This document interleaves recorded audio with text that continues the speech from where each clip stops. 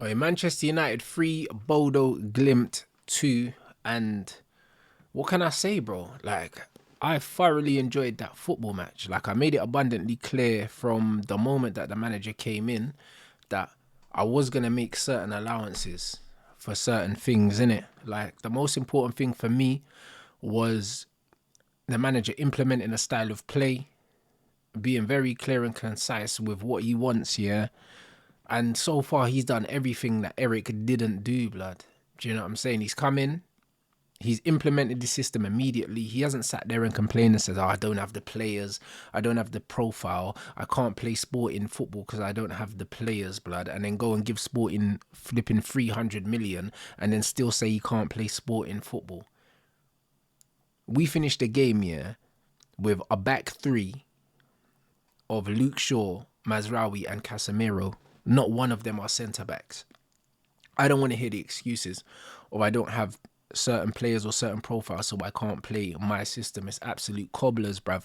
And the manager, we got hoodwinked, bro, by that bald fraud. Today was brilliant for so many reasons. Thinking people are gonna say, "Oh, it's only Bodo Glimt." Man, don't care, innit? We got our ass handed to us by Coventry City.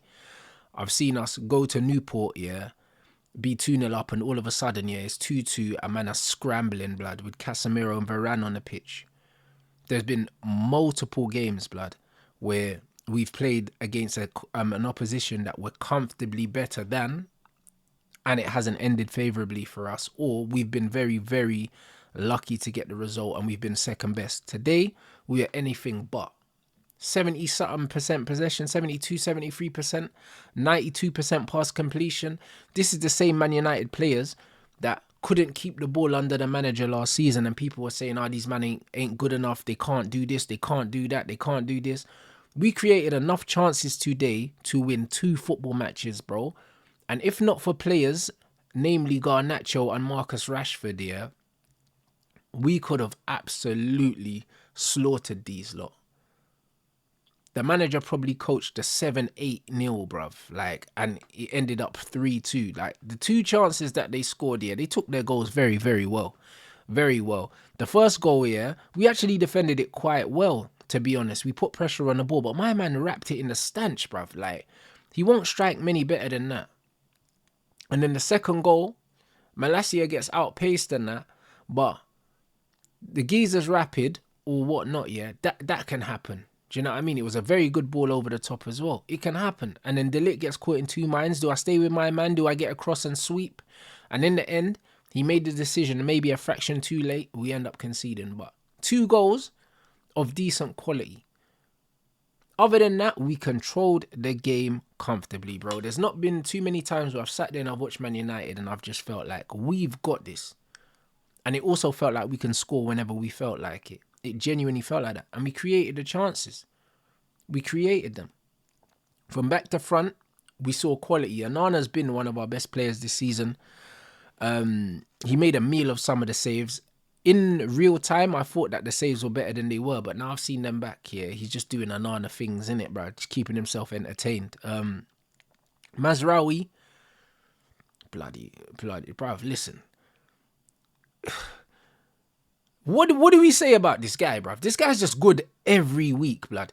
You see when you see real top level players, bro, it's like a bad game for this brother is a 7 out of 10 when we're not really talking about him. This guy is immense, bro. Since he's come to Manchester United, he's been unreal. And the thing is, it's weird because he was playing at right back his first game. And it's like, how are you the best player on the pitch at right back, bruv? He just oozes quality. Oozes it. De Ligt done all right in the first half. Do you know what I'm saying? Obviously, he got subbed off. De Ligt done his thing.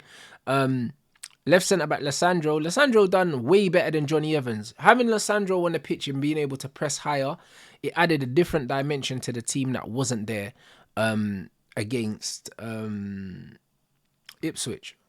Lissandro done all right there. I thought Luke Shaw was better than Lissandro when Luke Shaw came on.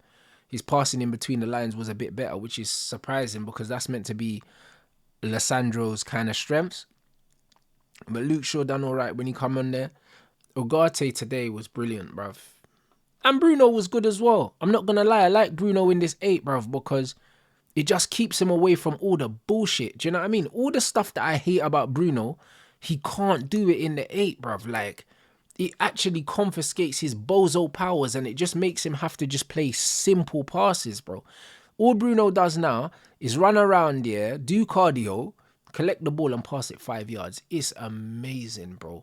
Like, all the stuff that frustrates me about him is taken out of his game and he can just do basic things, bro. And he done okay today. Loads of people are saying, oh, he didn't do much, but that's how I like Bruno to play. Not doing too much at all.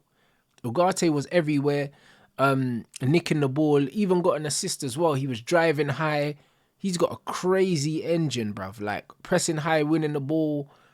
Like, he was doing the Kante thing, innit? Obviously not to the level, but he was doing that. He does that in the system.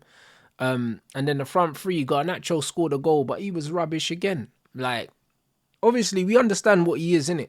Like, he's gonna get GA, yeah, because he gets into certain areas, and also he gets a high volume of chances. He could have had a hat-trick today, but he's just Garnacho, so he was never gonna get a hat-trick. But he scored the easy tap in, yeah, and then he just fluffed his lines in every other way, couldn't link the play.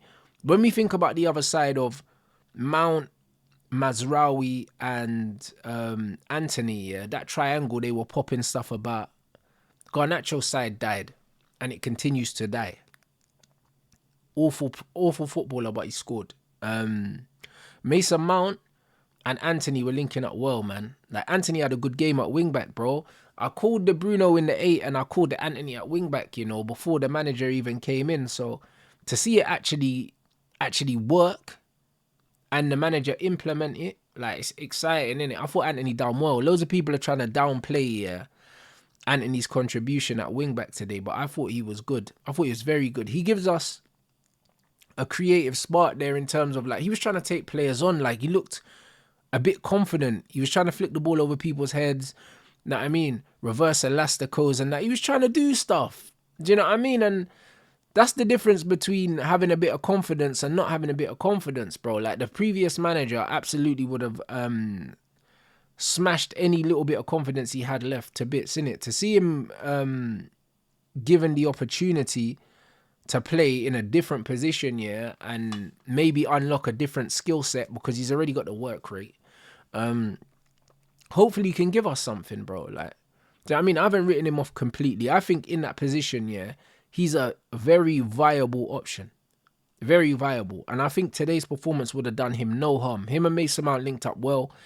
Mason Mount with the little back heel key pass for the assist for Ugarte for Hojlund, which was a sick team goal, and we never see team goals, guys. We've been starved of team goals.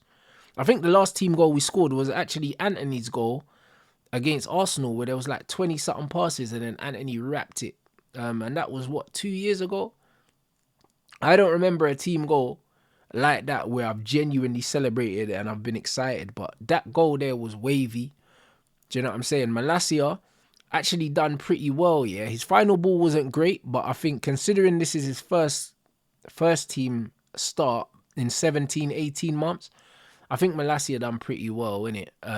Obviously, he's going to be rusty, so on and so forth. I don't think we can be too harsh on him. I think we just have to be happy that he came back, he got through a half of football unscathed, and he's another option because he offers good balance as a left-sided wing-back, because Luke Shaw can't play wing-back. So we don't really have another left-footer that can play wing-back and give us that balance. So I think in the short term, he's definitely going to be important for us until we do get an Alphonso Davies or a Teo Hernandez or a Kirkes or whoever the manager decides to get.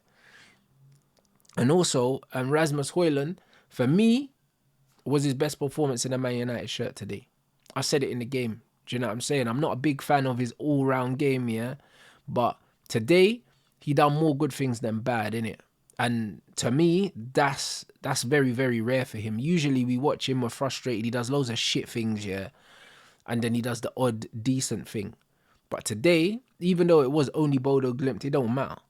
Do you know what I'm saying? He took his first goal very, very well. That was a proper striker's finish, like pure improvised. Like, you can't practice finishes like that. That's not off the training ground. When the ball's fizzed into him or clipped into him, it was a good ball from Mazraoui. When the ball's played into him, it's under his body. He has no idea what he's going to do with the ball when it comes into him. He just takes a touch and it just sits up perfectly, and he says, fuck it, improvise. Takes it with his wrong foot as well and places it in the corner. You don't have to blast these things. You just passed it into the corner. I thought it was a beautiful finish. That's the kind of finish that pure number nines, yeah, like you appreciate those finishes. Do you know, those are them out of nothing finishes. Like the likes of like the Van Persies and stuff like that, bruv. You know what I mean? Only them kind of man, them man will do these things and you'll think, fuck, this out of nothing. Like that finish was literally out of nothing. Like it was a great finish. And then the second one is a tap in, but you still need to be there to get your tap ins, innit? So all in all, yeah, that for me, that's his best performance, innit, bro? Like he scored some goals for us and that before, but he's played shit, innit? I know people were criticizing his performance still in the chat, but I'm saying by his standards, that's the best he's played for us, innit? Regardless of the opposition and not just the goals. The overall performance. There was less twerking, there was less wrestling, and yeah, like it was better. It was better. So, nah, man, I'm buzzing. Like we're just playing football. A man said 73% possession. This is literally like back in the Van Gaal days. Do you know what I mean? But we've got better players now. We've actually got better players now as a whole. Van Gaal was using loads of the youths, and we've actually got a stacked squad. Like the bench today was solid, bro, and we still got Lenny Euro wasn't even on it. So I think there was some good stuff. We saw Cass come into centre back. We were still controlling the game. Rashford came on and didn't really do anything apart from missed chances. I can't lie. He's been given an opportunity in the 10, and that's the only other position a manager can use him in. If he doesn't start contributing, man, his days are numbered at this football club. I'll be real. Rashford came on, didn't impress.